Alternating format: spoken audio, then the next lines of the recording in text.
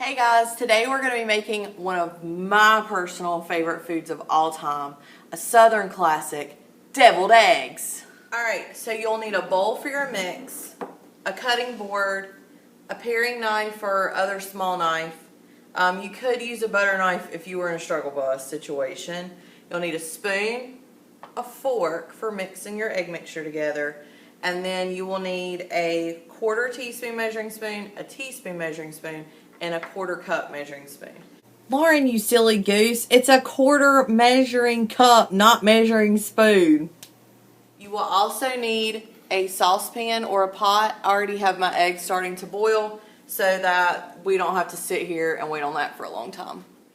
For our ingredients for deviled eggs, you'll need 6 large eggs, which I already have mine in my saucepan boiling. Mayonnaise, we'll talk a little bit about preferred mayonnaise in a minute. White vinegar, yellow mustard, salt, and then my secret ingredient, courtesy of my cousin Brad for teaching me this, is using Old Bay as your garnish on top. You can also add a little bit of black pepper, which I will be adding in because, as in the omelet video, super huge black pepper fan.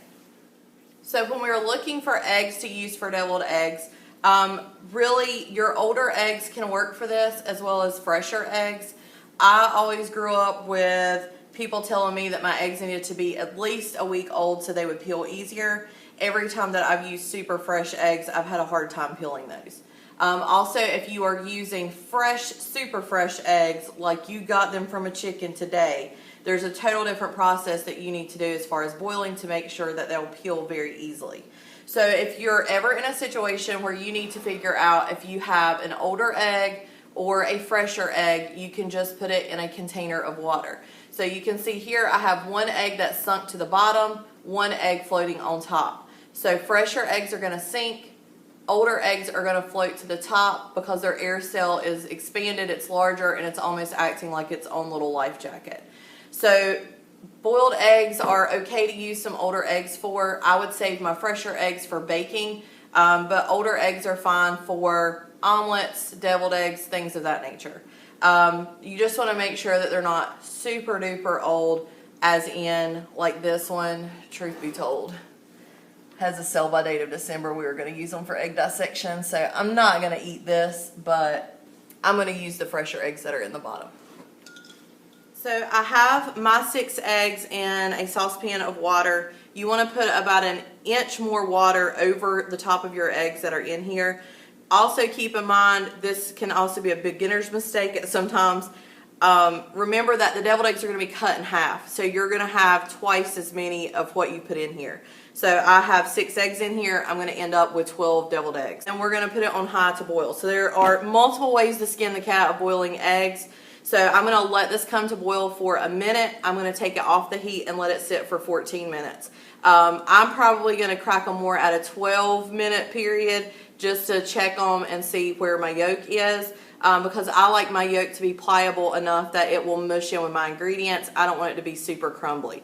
But I also, as in my last video, don't want any egg goo-goo going everywhere. So I want to make sure that my eggs are cooked all the way through. So I'm going to put my lid on it so that it boils a little bit quicker. I'm also going to add a little dash of salt to my water.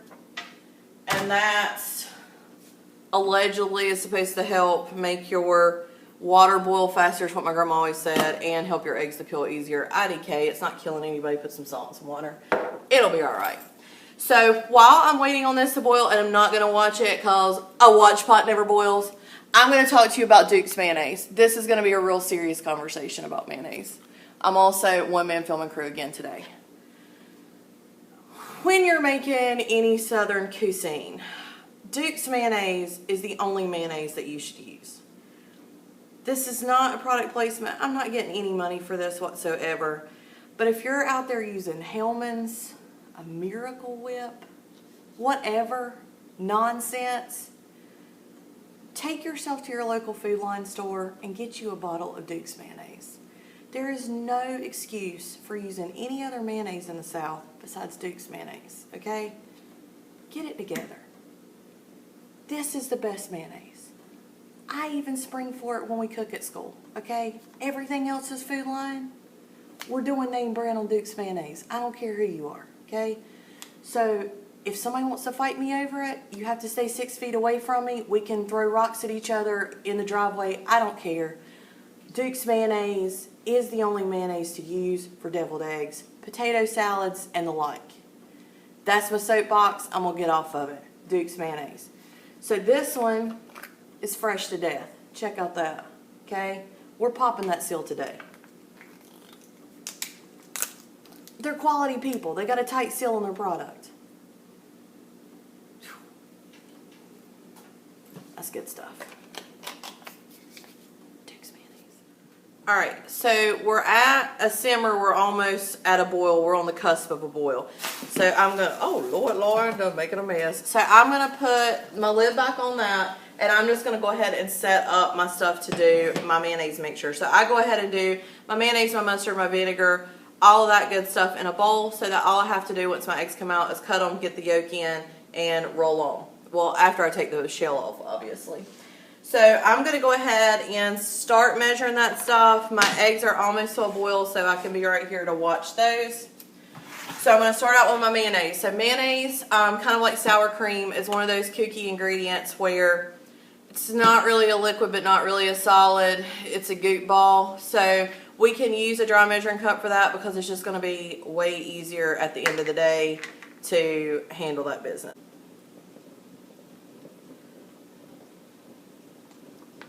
Oh, my eggs are boiling. Alright, so my eggs have come to a boil, so that's what that's going to look like. So I am going to let those boil for about a minute. So I'm going to set me a little timer. Alexa, start the timer. And I am just going to watch that, maybe cut it back a little bit so I don't have any boil over. But I just want to keep that at a boil, keep my lid on there. So I want to make sure with my mayonnaise I am getting that full 1/4 cup. So I'm going to kind of fill it almost to a heaping amount. And use the back of my spoon to kind of make sure I have that full 1/4 cup.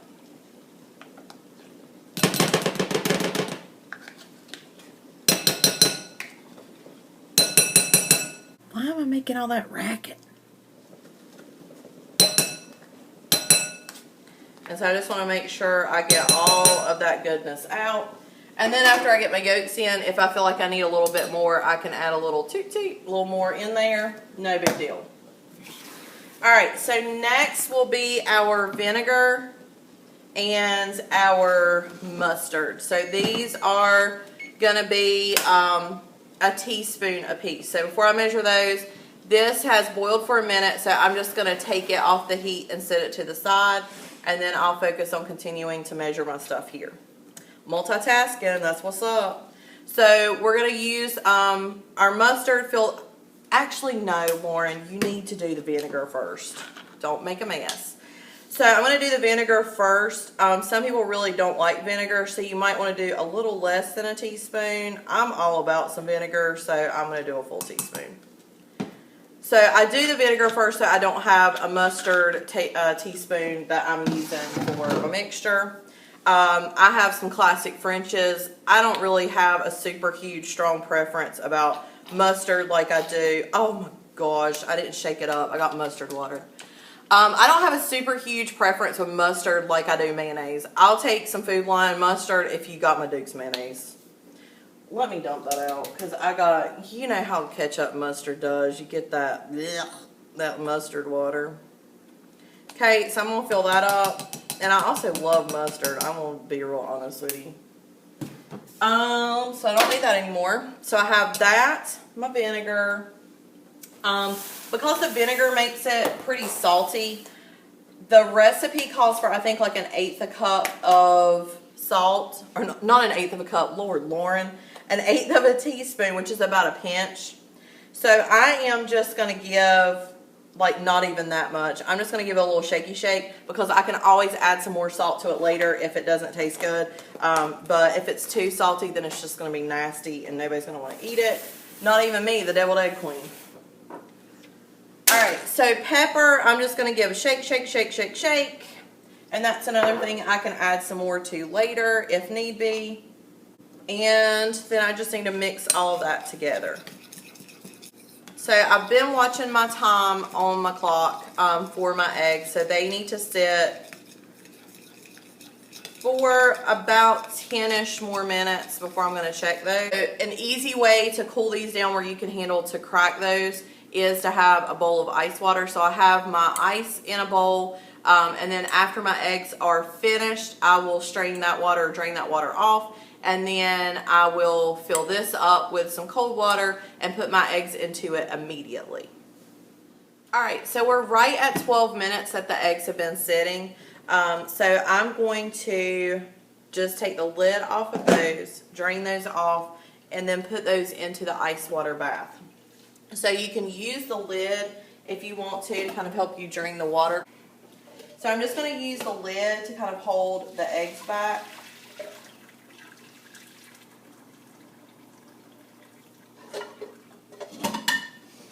And then I'm going to fill my bowl up with water where I have my ice in it.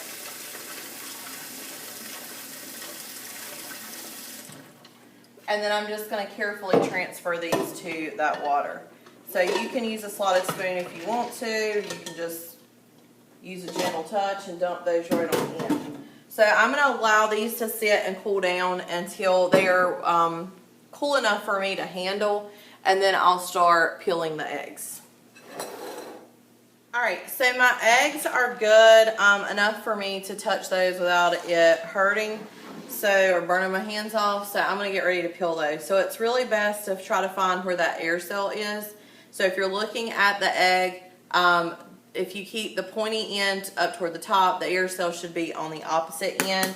So I just want to kind of tap, tap, tap right on the bottom until it kind of breaks up the bottom like that. And so with that little indentation, I can see exactly where my air cell is. So that's kind of where I want my thumb to go. If I find that shell membrane, then that can kind of help me peel the rest of the shell off. I just want to try to be careful so I'm not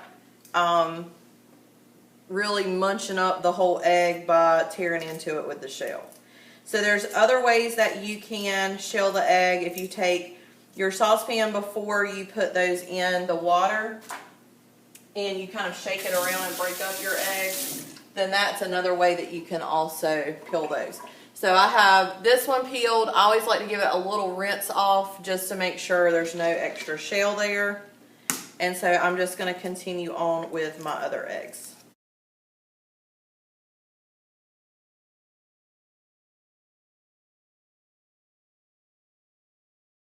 Alright, so now that all of my eggs are peeled, I'm just going to slice them in half lengthwise, like so. Sheer perfection. So I have had some people in the past that they cut on this way. I was like, what are y'all even doing? Are y'all even from here? I don't even know what to do with y'all. So I get all of these cut in half. Oh my god, these smell so good.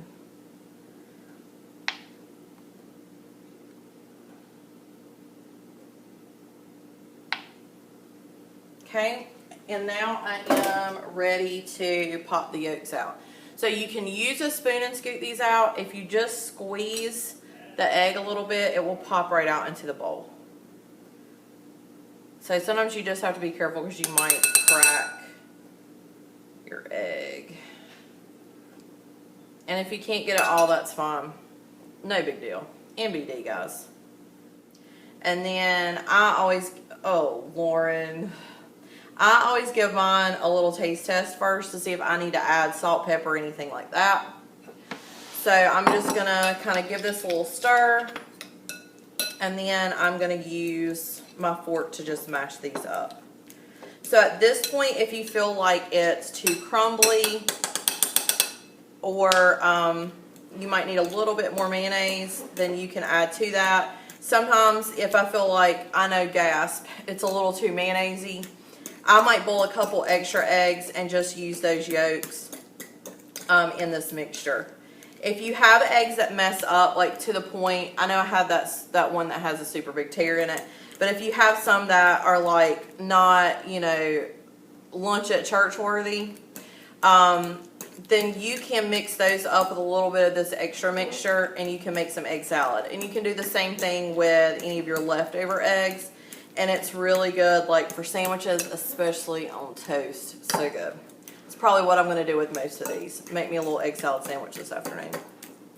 So I'm going to get that all mixed up. Some people might use a hand mixer just to make it more smooth. Some people will use piping bags like you would for cake icing to pipe their mixture into the egg just so it kind of gives it that little extra wow factor.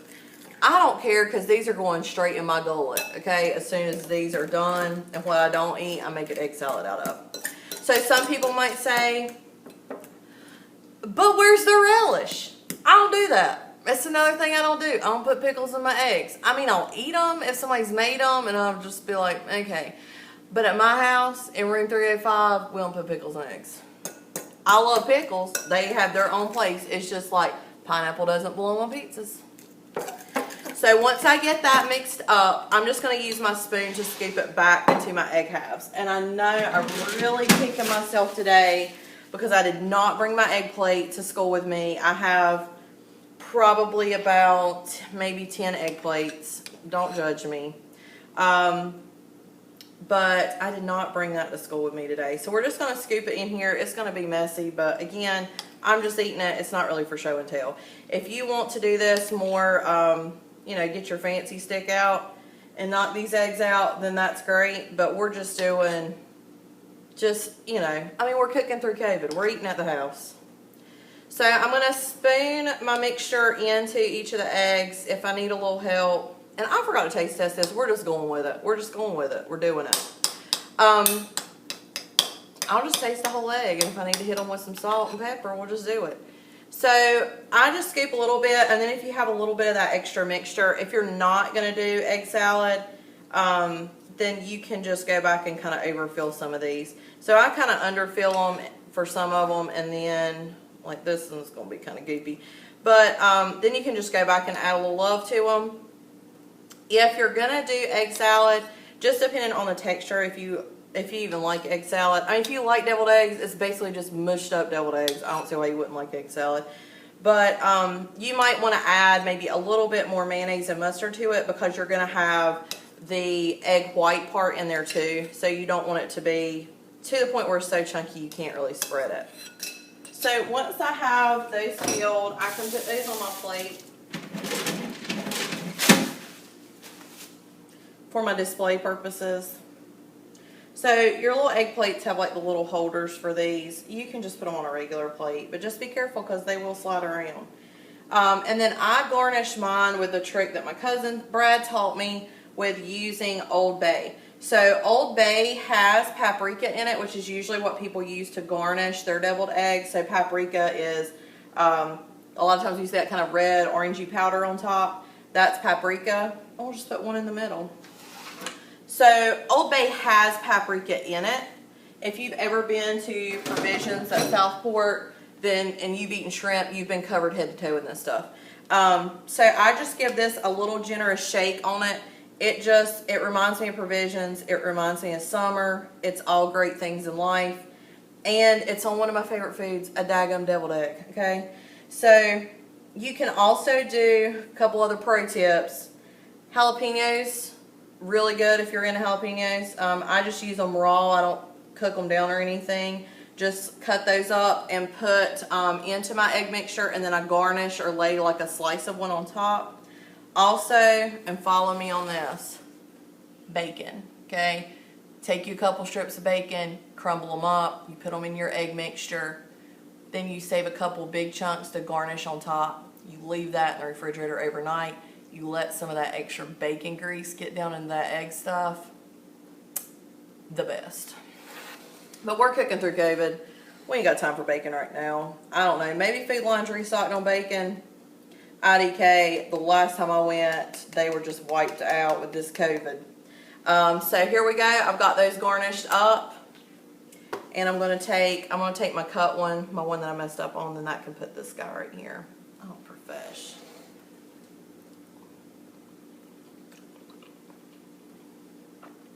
Oh, that's what's up. Alright. Hope you enjoyed my deviled egg video.